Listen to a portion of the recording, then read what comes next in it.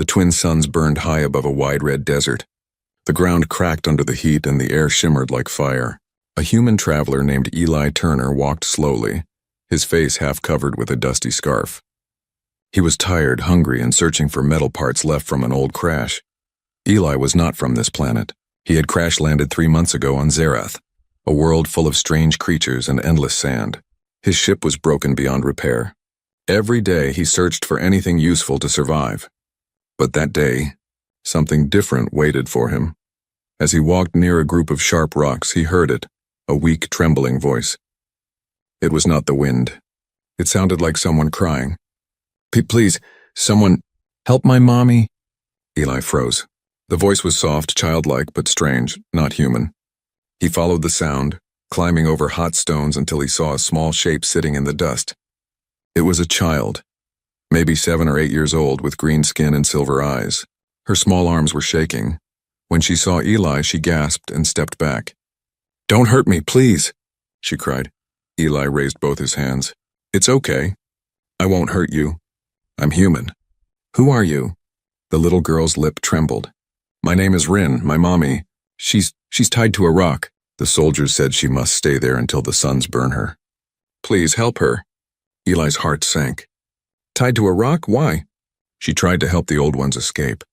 The guard said it's the punishment for disobedience. Tears fell down her cheeks. They left her in the sun since morning. Eli looked around. The land was empty, silent. No soldiers.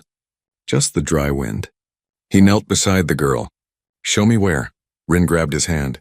Her small fingers were cold, shaking. She led him across the sand, past the broken metal towers and bone-like rocks. They walked for 20 minutes until they reached a flat area. And there, Eli stopped in shock. A woman, clearly alien, was tied to a huge dark stone. Her skin was pale purple, her hair silver like her daughter's eyes. The ropes around her wrists and legs were made of some glowing metal. Her lips were dry, her eyes half open. Rin screamed and ran to her. "Mommy!" The woman lifted her head weakly. "Rin, oh, go away. They'll come back." Eli rushed forward. "It's okay, I'll get you out." The woman's eyes widened slightly. "You're human?" "Yes, don't worry, I'll help." He tried to untie the ropes, but they were hot and tight. He burned his fingers. He cursed under his breath and looked around. There was no knife, no tool. Then he remembered the small plasma cutter in his bag. He took it out and pressed it against the rope. Sparks flew. The woman gasped in pain as the metal heated. "Stop, it's linked to my veins." Eli froze. "What do you mean?" Rin cried. "If you break it wrong, it hurts her." Eli thought fast. He took a deep breath and studied the rope.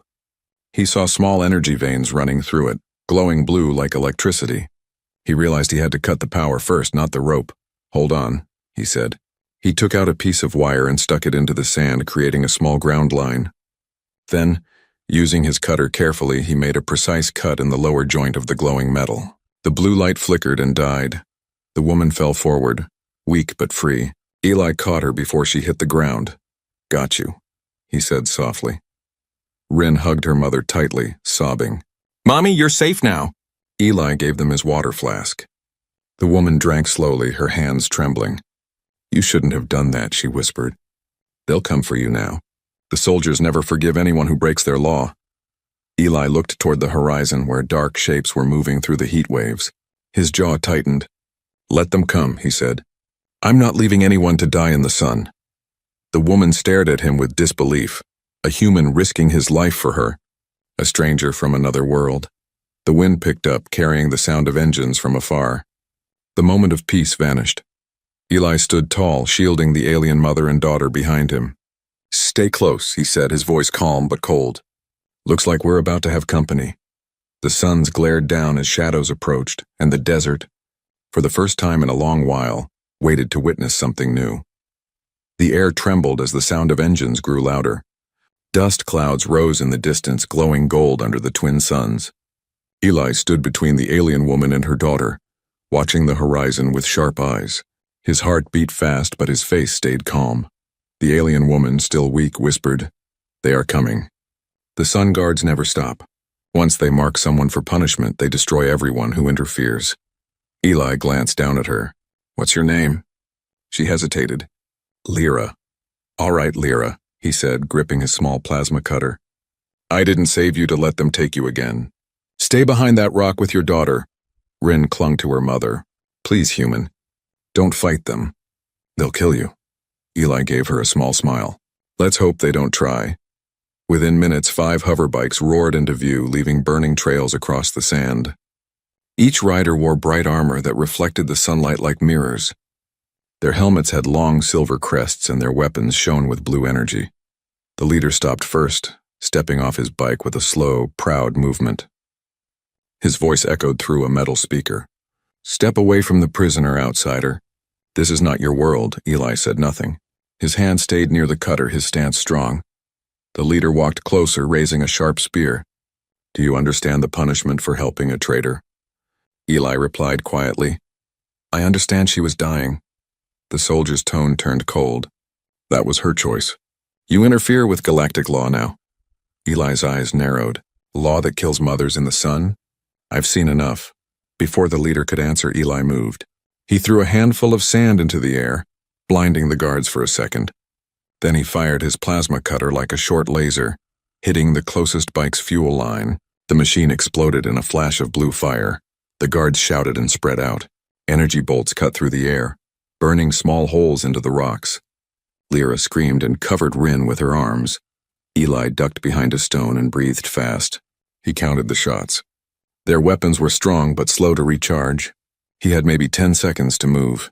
He rolled to another rock, grabbed a metal shard from the ground and threw it like a knife. It hit one guard's weapon, knocking it aside. Then he jumped forward and kicked the soldier down. The impact sent both sliding through the sand. Human, one of the soldiers shouted. You fight for those who betrayed the council? Eli shouted back. I fight for what's right. The battle raged. 2 more guards charged, firing energy spears. Eli ducked behind another rock as bolts exploded around him. He felt the heat burn his arm but didn't stop. Lyra, hiding with Rin, saw one soldier sneaking behind Eli. She reached for a broken stone and threw it. It hit the soldier's helmet, making him turn. Eli used that moment to fire again. The bolt hit the soldier's chest plate, sending him falling hard. But the leader remained. He walked slowly through the smoke, his armor glowing. Impressive, human. But your luck ends now. Eli stood, breathing hard, his clothes covered in dust. Try me. The leader lifted his spear, which hummed with electric light. You should not have come to this world. Eli raised his plasma cutter. But before either could strike, the ground beneath them began to rumble. Rin screamed, The sand beasts. Lyra looked terrified. They come for the sound of battle. Suddenly, from beneath the sand, a giant creature erupted, a worm with crystal scales and glowing red eyes. It was the size of a ship, its mouth full of rows of teeth. The soldiers panicked. Retreat now, shouted one. But the worm turned toward the movement, the soldiers' hoverbikes, and attacked. One was swallowed whole in seconds. Eli grabbed Rin and pulled her close. Run! Lyra stumbled but followed. The ground shook so hard that the sand felt like water. Eli guided them toward a canyon ahead, away from the chaos. Behind them, the soldiers fired at the worm, their screams fading under the sound of thunder and sand. When they finally reached the canyon, all 3 collapsed behind a tall rock. The sound of the monster faded slowly into the distance. Eli wiped sweat from his face. Everyone okay? Rin nodded, shaking. You saved us again. Lyra looked at him with wide eyes. You risked your life for strangers, why? Eli leaned back against the rock, breathing heavily. Because no one deserves to die like that. Not in the sun. Not like your people's law says. Lyra's gaze softened. You don't understand this world, human. There are rules. There are powers beyond what you've seen. Eli looked up at the sky, 2 suns shining bright, a cruel and beautiful world staring back. Then I guess I'll just have to learn fast. Far behind them, the desert burned with blue flames, and one shadow, the soldier leader, still stood, watching where Eli escaped. His helmet glowed red as he sent a signal through his wrist communicator. Target escaped, he said coldly. Activate pursuit protocol. The hunt had just begun. The desert grew cold when the twin suns began to sink behind the red mountains. The sky turned dark orange and long shadows crawled across the sand. Eli, Lyra, and little Rin walked slowly through a narrow canyon, their feet dragging with exhaustion. Lyra's breathing was rough, her strength fading again. Eli helped her walk. We need shelter before night. The cold here is worse than the heat. Rin pointed ahead with her small glowing hand. There's a cave! I saw it once when the guards took us through here. They followed her to a dark opening in the rocks. The entrance looked like the mouth of a sleeping giant, wide, cracked, and covered with strange carvings. Symbols glowed faintly on the walls, moving like liquid light. Eli frowned. This isn't natural, Lyra nodded weakly. It's ancient, older than our cities. Some say this was made by the first ones, beings who came from the stars before us. Eli helped them inside. The air was cool, almost freezing. Small crystals on the ceiling glowed pale blue, lighting their path. The silence inside was heavy, broken only by their footsteps and Rin's quiet sniffles. They reached a large chamber deep inside. It had a round floor and walls covered with carvings, stars, planets, and human-like shapes. In the center stood a broken machine half buried in dust. Eli walked closer, wiping the dust from its surface. His heart skipped a beat. The symbols were not alien. They were English letters. What the... He whispered. He leaned closer and read the faint words. Property of Earth Federation, Explorer Unit 09. Lyra frowned. What does it say? It's from my world, Eli said softly. Earth, but this thing, it's hundreds of years old. Rin's eyes widened. Humans were here before? Eli's hands trembled slightly. Maybe. Or maybe this planet was visited long ago and forgotten. Suddenly a faint hum filled the air. The old machine flickered with weak light. Lyra stepped back nervously. Is it alive? Eli crouched down, examining a cracked control panel. It's a beacon, a kind of communication device. It might still hold data. He pressed a button, and the whole cave vibrated. A hologram burst into the air. A blue figure of a man wearing a human exploration suit. His voice echoed, glitching and broken. This is Commander Hayes, of the Earth Federation Mission 09. Zirath system discovered. Intelligent life confirmed. Mission failed. They found us. Then the recording cut off with static. Eli stared, frozen. Commander Hayes, he's from the same program I trained under back on Earth. That means my crash wasn't the first. Humans have been here before, and they didn't make it. Lyra touched his shoulder gently. Maybe your people came to help us once, and the Council destroyed them too. Rin looked scared. The Council kills everyone who breaks their laws. Even my father. He was taken away for speaking against them. Eli clenched his jaw. Then your Council has a lot to answer for. The machine beeped again, faint, weak, as if trying to say something more. Eli opened a small side panel and found a glowing cube. A memory core, he muttered. If I can power it up, it could tell us everything. But before he could continue, Lyra suddenly grabbed his arm. Her silver eyes widened. Do you hear that? Eli paused. The air around them started to change. A whispering sound filled the chamber like hundreds of voices speaking softly. The carvings on the walls began to glow brighter, moving in slow waves. Rin hid behind her mother. The whispers. Mommy, they're talking again. Eli stood still, listening. The voices weren't random. They were forming words he somehow understood. The stars remember. The war never ended. The human returns to finish what was started. Eli's heart pounded. What does that mean? Lyra shook her head, terrified. It's the first ones. The cave speaks only when destiny returns. My people call it the Cave of Whispers. It tells the future of worlds. The voices grew louder, almost shouting now. Light and shadow will clash again. Blood of human, blood of Zerath, one will decide the fate of both. Then silence. The glow faded, leaving only the faint blue light of the crystals. Rin whispered, Are we cursed now? Eli looked down at his hands. No. But something tells me this isn't just about survival anymore. Lyra sat down weakly, her eyes filled with fear and wonder. You came here for a reason, human. The cave has chosen you. The war they speak of, it destroyed our ancestors. If it returns, no one will survive. Eli stared at the memory cube in his palm. Then we'll stop it before it begins. Suddenly, his communicator, the one from his broken ship, beeped for the first time in months. A faint voice came through the static. Eli, this is Earth Base. Do you copy? He froze. Earth was calling. Lyra looked at him, confused. Who is that? Eli's eyes were wide, his voice quiet. Home. Outside, The desert wind screamed through the canyon, carrying the echoes of the cave's warning. The old communicator in Eli's hand sparked with weak blue light. Static filled the air and a broken voice struggled to come through. Eli Turner, if you can hear this, respond immediately. This is Earth Federation Command. Come in. Eli's breath caught in his throat. For months he had heard only silence. Now suddenly Earth was calling. He pressed the small button on the side. This is Eli Turner. I'm alive. I repeat, I'm alive. I'm on planet Zerath. Static swallowed his voice. Then the signal cleared for a moment. Eli, listen carefully, the voice said. Deeper and more urgent now. If you found the beacon, you're in danger. Mission 09 wasn't a research mission. It was a containment mission. Do not trust the locals. The Zerathians are not victims. They're the reason the first war started. Eli froze. What war?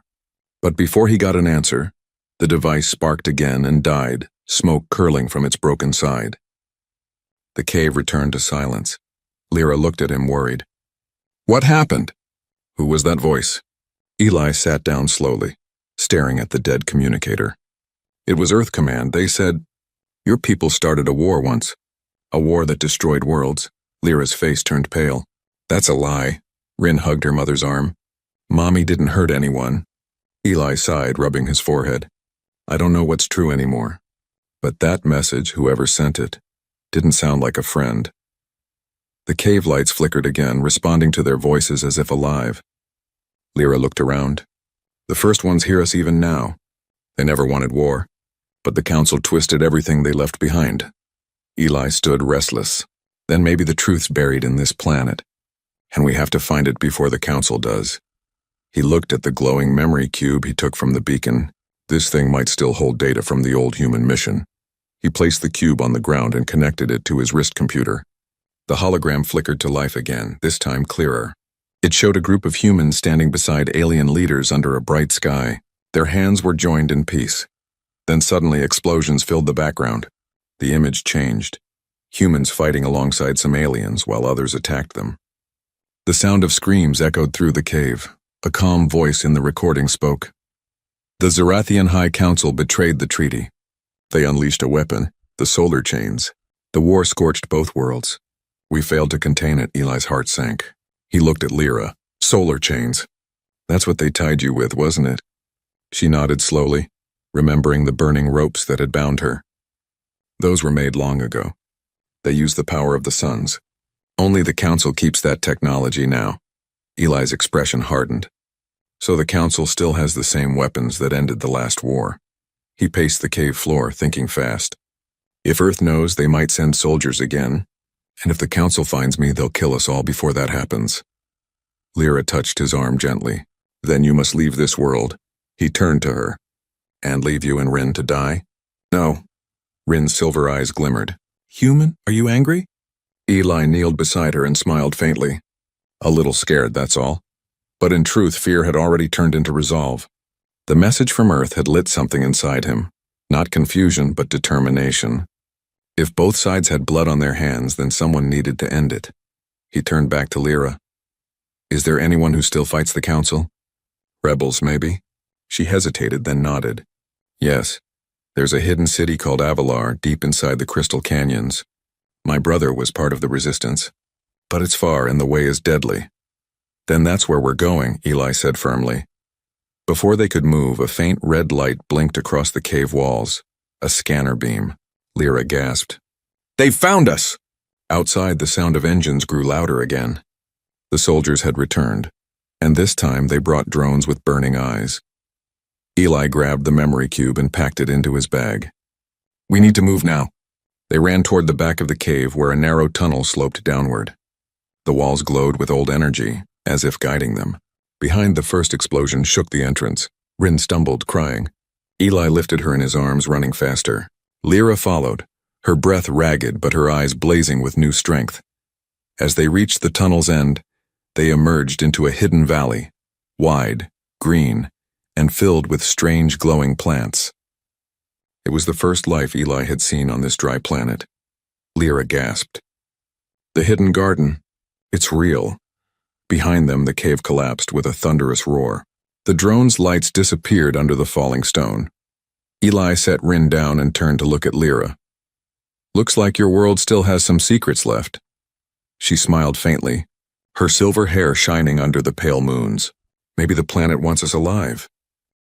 Eli looked up at the stars, at the same constellations he had seen from Earth, now seen from a cursed world. "Then we'll use every secret it gives us," he said quietly, "because something tells me this is only the beginning." In the distance, the last rays of twin suns faded, and a cold wind blew across the valley, whispering of war, truth, and destiny. The night on Zerath was silent, but never peaceful. The moons glowed like cold eyes watching from above, and the wind sang through the rocks like an ancient voice. Eli, Lyra, and little Rin moved quietly through the valley beneath the mountains. The glowing plants around them gave off soft blue light, enough to see the path ahead. Eli carried his plasma cutter in one hand and his bag in the other, ready for anything. Lyra looked weak but determined. "If we follow this valley, we'll reach the entrance to the Crystal Canyons by sunrise," she said. "But we must stay off the main trails. The Council's drones search them." Eli nodded. "Then we'll make our own path." As they walked, the silence between them grew heavy. Rin held Lyra's hand and whispered, "Mommy, will the bad men come again?" Lyra smiled sadly. "Not if the stars protect us." Eli overheard her words and looked up. The stars above shimmered faintly. He wondered if Earth was out there listening. Or maybe Earth had already decided this planet wasn't worth saving. After hours of walking, they reached a wall of glassy stone that rose high into the night sky. The moonlight made it sparkle like diamonds. "The Crystal Canyons," Lyra said quietly. "They were made when the first ones tried to stop the war. The fire of the suns turned sand into crystal." Eli touched the surface. It was smooth and warm, humming faintly under his fingers. "Feels alive." "The crystals remember sound," Lyra said. "They echo voices from the past." Rin giggled and clapped her hands. "Voices, can I hear them?" "Sometimes," Lyra said softly. "But not all voices are kind." They entered the canyon through a narrow crack between two giant walls. Light reflected from every direction, painting their faces in colors of red, gold, and blue. The air was full of faint humming like 1,000 whispers carried by the wind. Eli looked around, amazed. "It's beautiful," Lyra smiled faintly, "and dangerous." As they walked deeper, Rin suddenly stopped. "Did you hear that?" she whispered. Eli turned. "What?" A faint echo drifted through the canyon. His own voice. "We'll make our own path." Eli froze. "That's impossible," Lyra frowned. "The crystals copy what they hear. But sometimes, they play back voices that never belonged to us." Before Eli could answer, the walls flashed with light. A deep voice thundered through the canyon, one he didn't recognize. "The human returns to the battlefield. The cycle begins again." Rin screamed and hid behind her mother. The voice echoed again and again until it faded. Lyra whispered, "The first ones are warning us." Eli gritted his teeth. "Then let's move faster before the canyon decides to talk again." They walked for another hour, following a path that twisted between tall crystal towers. The air grew warmer. The ground began to tremble. Suddenly a flash of red light shot across the wall. "A drone scanner. They found us," Eli shouted. The hum of engines grew louder as metal shapes flew above the canyon. Energy blasts hit the walls, making the crystals shatter into sharp rain. Eli grabbed Rin and pulled her behind a fallen rock. Lyra hid beside them. "There's a tunnel ahead," she shouted. "It leads to the underground river. Go," Eli said. They ran, dodging blasts of blue fire. One drone flew low, its red eye glowing. Eli aimed his plasma cutter and fired. The bolt hit its wing, sending it crashing into the canyon wall. Shards of crystal exploded, lighting the whole canyon in brilliant white. Rin covered her ears and screamed. "It's too loud!" The echo bounced back stronger, repeating every sound, every shout. The canyon became a storm of voices and thunder. Eli pulled them into the tunnel just as another explosion shook the ground. The tunnel sloped down sharply and they slid into darkness. For a long time, there was only the sound of their breathing and the faint drip of water. Finally, they stopped at a narrow underground river glowing faint green. Lyra fell to her knees, gasping. "We're safe. For now." Eli looked around. The cave walls were covered in strange markings, human letters mixed with alien symbols. He traced one with his finger. "This isn't just natural. Someone built this," Lyra nodded. The rebels used these tunnels to move in secret. My brother told me stories. If we follow the river, it should take us to Avalar. Rin looked up at Eli, her silver eyes wide. Will your people come for you now? Eli hesitated. I don't know. But if they do, I have to make sure they don't destroy this planet again. Lyra watched him closely. You speak like a soldier, but your heart is different. Eli smiled faintly. Maybe I stopped being a soldier the day I saw what your people did to you. Rin tugged on his sleeve. I think the river is talking. They all listened. Beneath the sound of flowing water, there was a faint rhythm, like a pulse. Lyra's eyes widened. It's not water. It's energy. The first ones built this river to carry power across the planet. Eli stared into the glowing current. Power, or a weapon? Lyra shook her head. Both.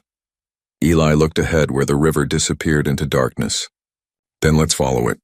Maybe your rebels aren't the only ones hiding here. Behind them, far above the canyon, the surviving soldier leader stood at the shattered edge of the crystals. His armor was cracked, his red visor burning. He looked down at the glowing canyon and said coldly, The prophecy has begun. The human must not reach Avalar. The underground river carried them through miles of darkness. Its green glow shimmered on the wet stone walls, lighting their faces with ghostly light. Eli paddled with a broken piece of metal while Rin sat quietly in his lap, her small fingers tracing the glowing current. Lyra rested beside them, eyes half open, whispering prayers in her alien tongue. Hours passed before the tunnel widened. A new light appeared ahead, soft gold and warm. Eli squinted, unsure if it was real or another trick of the crystals. But as they floated closer, the cave opened into a massive chamber and his eyes widened in awe. An entire city shimmered beneath the earth. Tall crystal towers rose from the glowing riverbanks connected by bridges of light. Floating orbs hung in the air like miniature suns.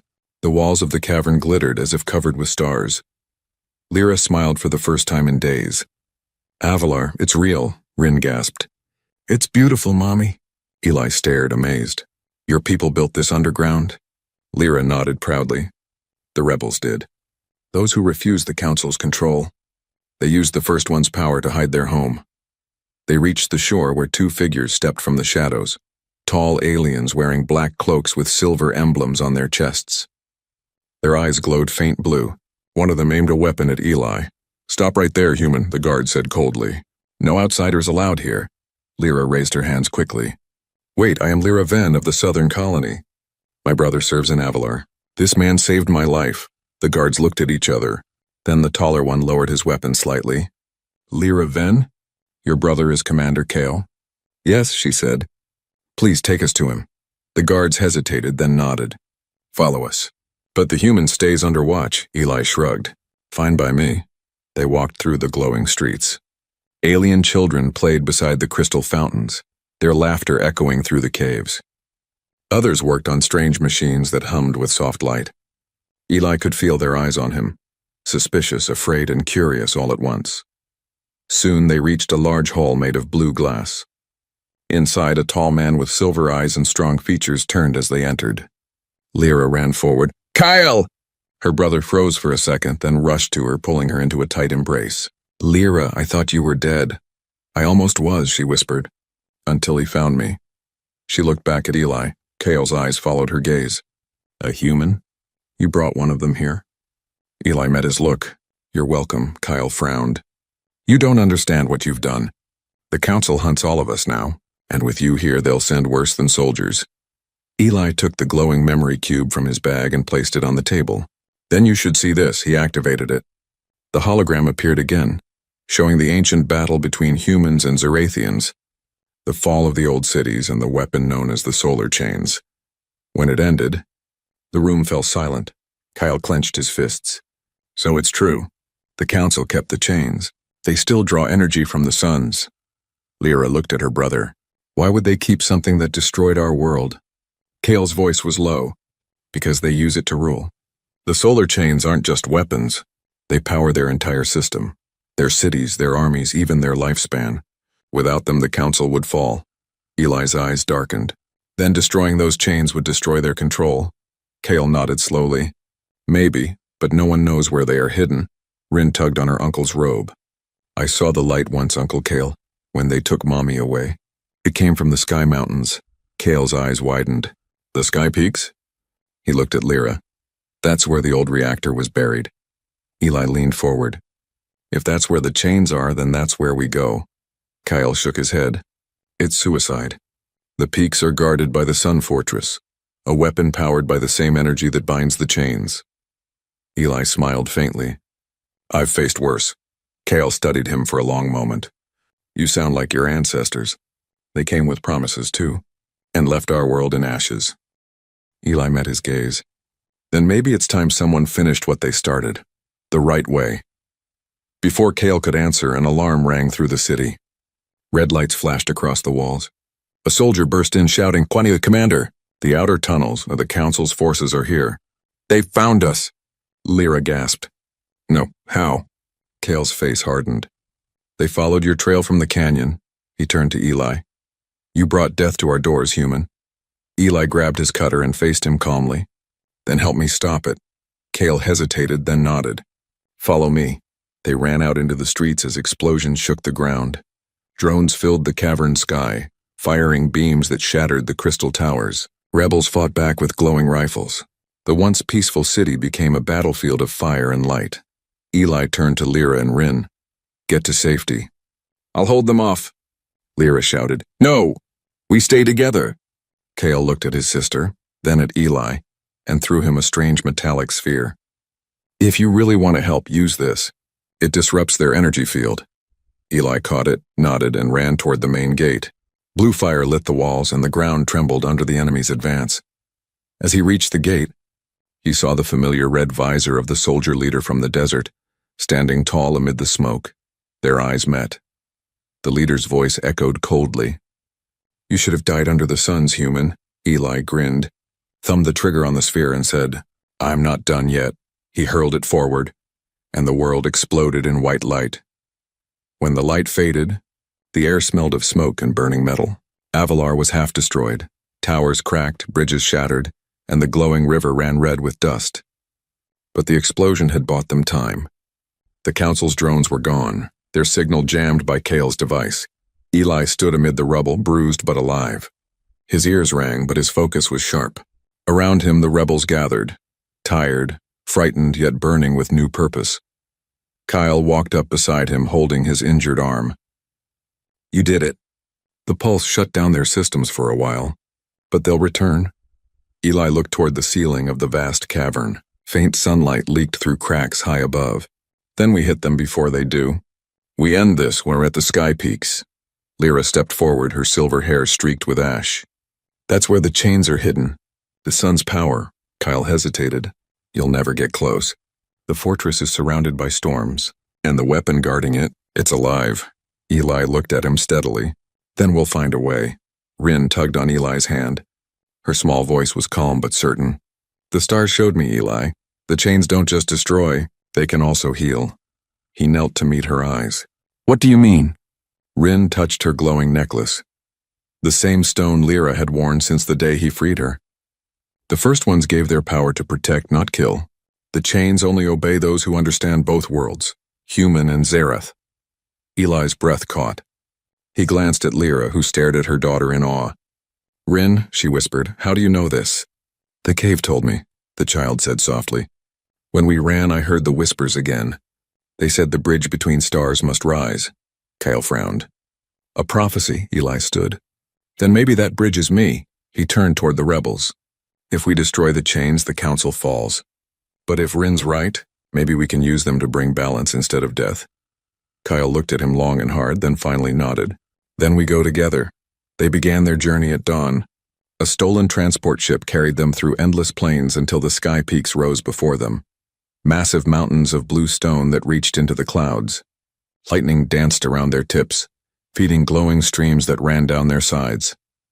The fortress is built into the heart of the tallest peak, Cale said, over the roar of the wind. Its core draws energy straight from the suns. Eli tightened his grip on the controls. Then that's our target. Lyra sat beside him, her eyes reflecting both fear and faith. If we fail, this world burns again. Eli nodded. Then we don't fail. As they neared the summit, the sky turned gold. Energy storms flashed around them, shaking the ship. The fortress appeared, a giant structure carved into the rock, glowing like a heart of fire. Drones swarmed as they approached. Kale fired the ship's cannons, clearing a path. "Hold on!" he shouted. Eli dove the ship through the flames, landing hard on a wide platform. Metal screeched. The hatch burst open and they ran into the chaos. Dozens of armored soldiers awaited them. The leader stood at the center, the same one from the desert, his red visor glowing.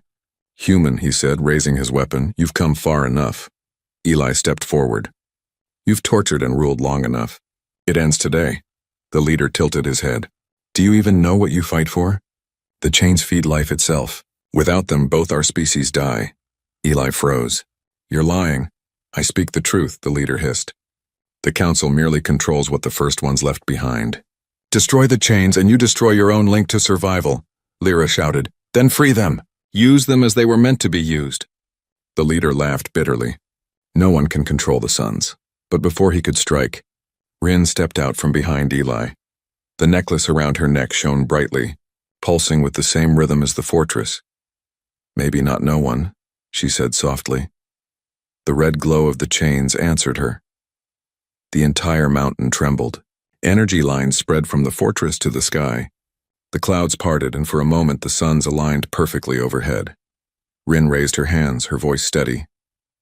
"Eli, help me!" Eli grabbed the fallen cables from the control console and linked them to his suit's power core. "Lyra, guide her!" Lyra ran forward, placing her hands on the glowing floor. Her silver veins lit up. "Rin, focus on life, not destruction." The leader screamed and fired, but Kale intercepted him, grappling in a flash of steel and flame. Eli shouted over the roaring wind. "Rin, now!" The girl closed her eyes. A bright light burst from her body, spreading through the fortress. The solar chains cracked, glowing white instead of red. The storms above stopped, and for the first time in centuries the suns shone gently. The fortress began to collapse. Eli grabbed Rin and pulled her close. "It's over," he whispered. Lyra looked around, tears streaming down her face. "You changed it. You changed everything." Kale, bruised but alive, looked up at the sky. "The chains are free. The council's power is gone."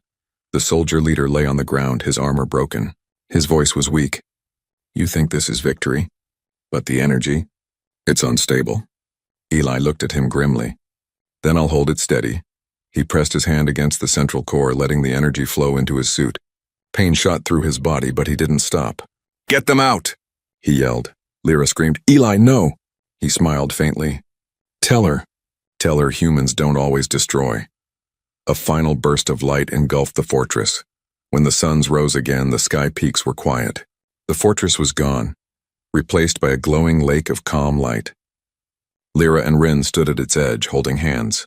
Kale placed a hand on his sister's shoulder. "He's part of the light now," Rin whispered. "He didn't die. He became the bridge."